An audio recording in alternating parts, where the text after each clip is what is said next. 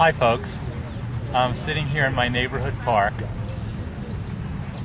with my doggie Tessa, my assistant's dog, and I'm here to talk to you in this beautiful spot about Social Security, because one of the great things about Social Security, if you're disabled, blind like I am, or you're old, is that you still have the security to be able to come with your dog and enjoy the park and still live, even though you can't work or can work only minimally because you're old or you're blind or deaf.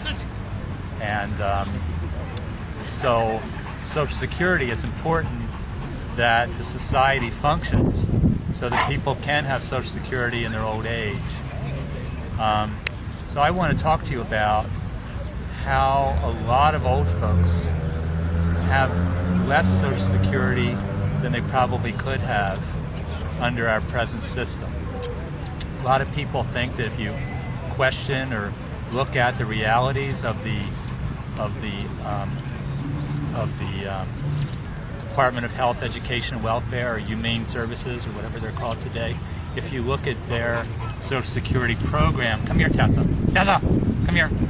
Well, if you look at their Social Security program, there are issues with it, and there are realities of it that are quite troubling, and actually possibly could contribute to social insecurity. And folks, most politicians will refuse to discuss the reality of our Social Security system and the economics of old age and disability, because all they can do is say that the present system is fine, and that's the end of the story. Well, to continue to bury our heads about the reality of how our system impoverishes old folks and disabled folks and people who try to save, and also the basic insecurity of the system itself has not been allowed and is not allowed in political discourse.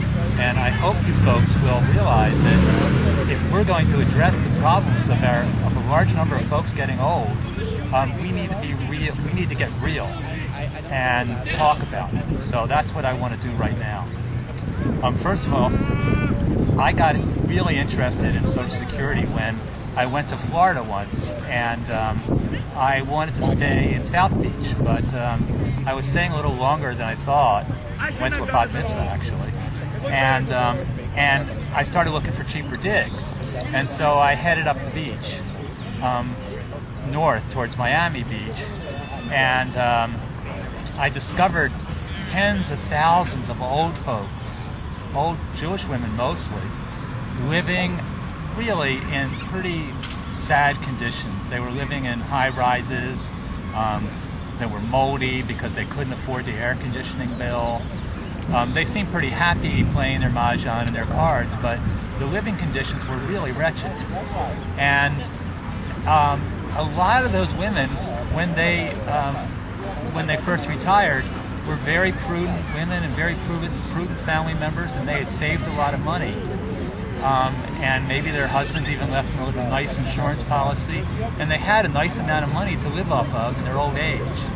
But what happened is that we had tremendous inflation, especially in the 70s, but continuous grinding inflation. And what's now considered acceptable inflation of 4% on savings very rapidly degrades the savings to zero, especially if the interest rates are manipulated by the Federal Reserve to be zero, because then they're not gaining any interest, and interest is what they're supposed to live on. They have to live on their principal, and so their principal is being eroded by the fact that they're living, and also eroded by the fact that inflation is eating away. So gradually, even the best and most prepared people in the 70s, as they get older and into their 90s and 80s and 90s, they're broke, and all they're dependent on is Social Security. So this is the way that the financial system, which has been set up by the government and by us who elected these people who run the government, absolutely impoverishes old people, and is doing it in the last few years at a horrendous rate. If you look at the economy over the last 10 years, the stock market has gone nowhere. Interest rates have been manipulated to historically ridiculously low levels in order to bail out the rich bankers and all the rich speculators, so they don't lose on their loans, and all the rich folks who've bought houses are supporting keeping houses unaffordable for most folks by holding down interest rates so housing prices don't equilibrate at a level that people can afford. And meanwhile, everybody who's trying to stay in their house is poor, paying their debts to the bankers.